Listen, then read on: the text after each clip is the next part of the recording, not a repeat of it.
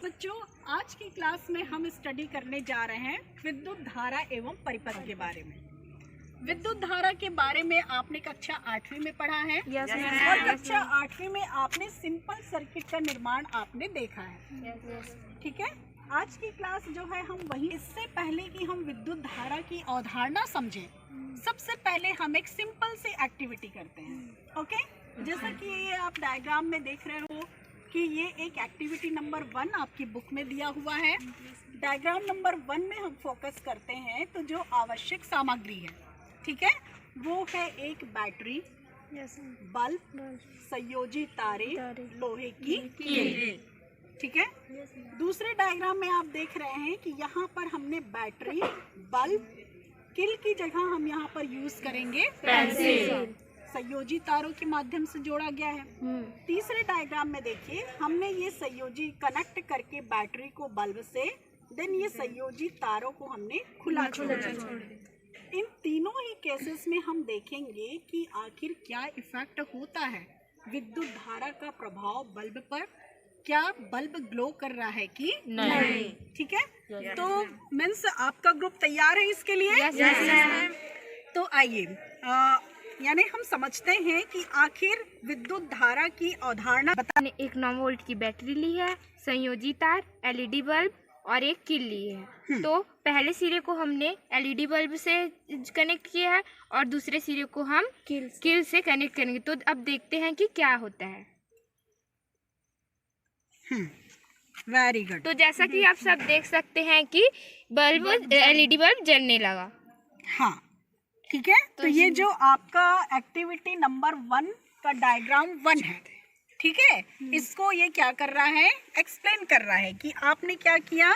जब बैटरी को संयोजी तारों के माध्यम से आपने एलईडी बल्ब, और एलईडी बल्ब का जो दूसरा सिरा है ये कहाँ जा रहा है, लोहे की कील पर। हमने इस परिपथ में संयोजी तारों के अलावा हमने यहाँ पर एक कील भी लिया हुआ है ना। और अब हम देख सकते हैं कि ये जो एलईडी बल्ब है ये ग्लो कर रहा है।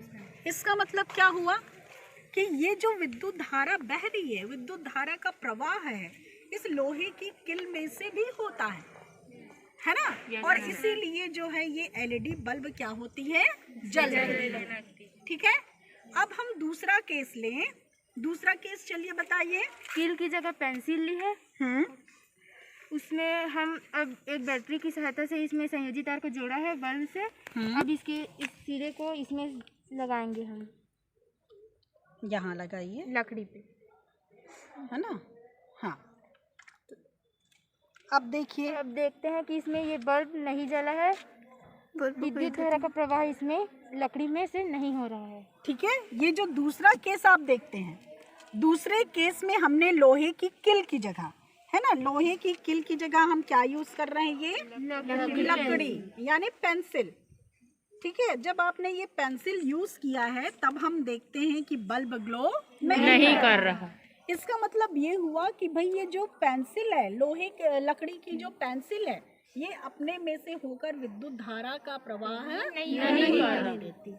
ठीक है, अब तीसरा केस देखो। तीसरे केस में हम देखें कि हम क्या कर रहे हैं, इनको संयोजी तारों को हमने खुला छोड़ दिया है। ठीक है, इस प्रकार का परिपथ जो है खुला परिपथ कहलाता है। तो ये खुले परिपथ में होने पर क्या बल्ब ग्लो कर रहा है? नहीं। ठीक है, तो ये है हमारा एक्टिविटी नंबर 1 निकलता है, ये हम देख लें। तो पहला केस फिर से हम रिपीट करते हैं। जब हम यहाँ पर लोहे की कील को जोड़ते हैं, ओके, ये तो बल्ब क्या होता है, ग्लो करता है। इसका मतलब है कि जो लोहा है वो विद्युत का सुचालक है, चालक है ये, है ना। तो यहाँ से चालक पदार्थ हमें समझ में आ जाता है कि चालक पदार्थ वे पदार्थ हैं जो अपने में से होकर विद्युत धारा को प्रवाहित होने देते हैं। क्लियर? ठीक है, अब दूसरा केस लाइए, दिखाइए। इसमें हम पेंसिल लेंगे। हाँ, पेंसिल ये ले रहे हैं, तो ये लकड़ी है ना। तो क्या अब जो है इसको जोड़ो यहाँ पर। हाँ, ये अब देखो इफेक्ट, हाथ को हटाइए बेटा थोड़ा, यस, ये अब क्या बल्ब ग्लो किया? नहीं। तो यहाँ से हम डिफाइन करते हैं कुचालक पदार्थ को, कि कुचालक वे पदार्थ हैं जो अपने में से होकर विद्युत धारा को प्रवाहित नहीं होने देते हैं, है ना। जैसे लकड़ी, इसके अलावा रबर, कांच, एबोनाइट, ये सारे जो हैं वो कुचालक हैं। और चालक क्या है? जो अपने में से होकर धारा को प्रवाहित होने देते हैं, है ना। इसको जोड़िए ये, ओके। तो ये जो लोहा है और समस्त धातुएं जो हैं वो क्या होती हैं? विद्युत की चालक। क्लियर? समझ आया? हाँ, चलिए, वेरी गुड।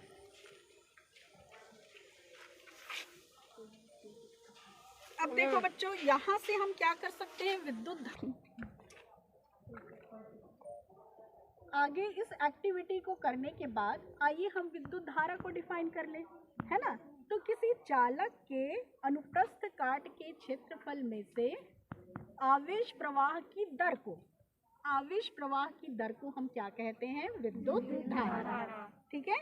धारा का, विद्युत धारा का जो मात्रक है, ठीक है, धारा को हम, विद्युत धारा को I से हम डिनोट करते हैं, और I बराबर Q बाय T, है ना। Q बाय T का मतलब आवेश प्रवाह की दर। हाँ, इसको हम बोलते हैं आवेश प्रवाह की दर। ठीक है। तो इसे हम धारा कहते हैं, विद्युत धारा ये डिफाइन कर देते हैं। इसका जो SI मात्रक है, इसका SI मात्रक होता है एम्पियर। ओके, ठीक है। यस मैम, ओके, हो गया। 6 है, उस पर बेस्ड है विद्युत धारा एवं परिपथ। ठीक है। इफेक्ट हम देख रहे हैं कि जब हम बैटरी के साथ संयोजी तारों की सहायता से LED बल्ब हमने जोड़ा है और साथ ही साथ लोहे की किल लगाया है, ये लोहे की किल, ओके। तब हम देख रहे हैं यहाँ पर धारा का प्रवाह। तो हम देख रहे हैं कि ऐसा करने से बल्ब जल रहा है, ओके। इसका मतलब ये हुआ कि जो लोहा है वो विद्युत का चालक है, अपने में से होकर विद्युत धारा को प्रवाहित होने देता है।